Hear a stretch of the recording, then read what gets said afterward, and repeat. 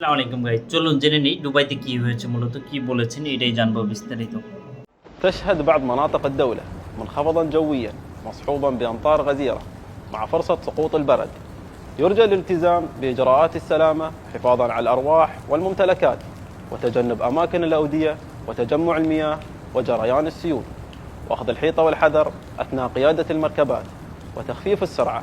ونهيب الجمهور الكريم الالتزام بإرشادات السلامة وتعليمات الجهات المختصة، وعدم تداول الشائعات والأخبار المغلوطة، وأخذ المعلومات من المصادر الرسمية، مع تمنياتنا لكم بالسلامة.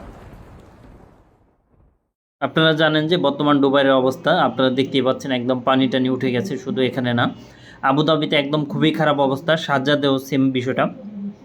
তো যাই হোক না কেন, অনেকে নিউজে দেখেছেন, অনেকে ভিডিও দেখেছেন, তো এজন্যই মূলত ভিডিওটা বানালাম। দুবাইতে প্রচুর পরিমাপ বৃষ্টি হচ্ছে এবং তুফান বা ঝড় যেটাকে বলে সেরকম একটা অবস্থা, এবং পানি উঠে গেছে দুবাইতে। আমি অধিকাংশ সময় যতবার গিয়েছি বা যতবার ছিলাম, আপনার এরকম কখনো দেখি নাই।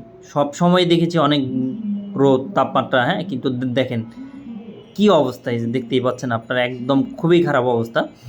দুবাই যে গাড়ি একদম মানে কিছুই চলাচল করতে পারতেছে না, এরকম একটা অবস্থা। এই যে দেখতে পাচ্ছেন গাড়ি একদম তলিয়ে গেছে, এরকম একটা অবস্থা। তো এই ছিল সর্বশেষ পরিস্থিতি। তো যাই হোক, অবশ্যই ভিডিওটা দেখেন এবং অবশ্যই শেয়ার করে দেন। এবং এই যে দেখতে পাচ্ছেন মসজিদের সামনে কি হয়ে গিয়েছে, অনেক অনেক পানি উঠে গিয়েছে, এরকম একটা অবস্থা।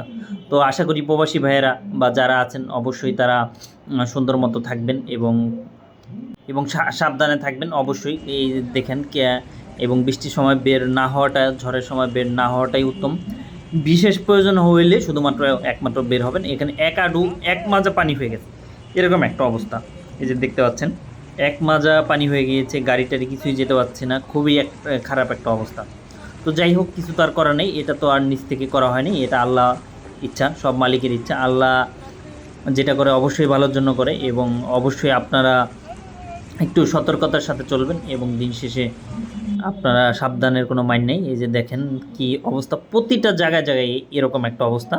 তো যখন ঝড় বৃষ্টি তুফান থাকবে তখন কিন্তু বের হবেন না, বের না, ইমার্জেন্সি প্রয়োজন ছাড়া বের না হওয়াটাই বেটার আর কি।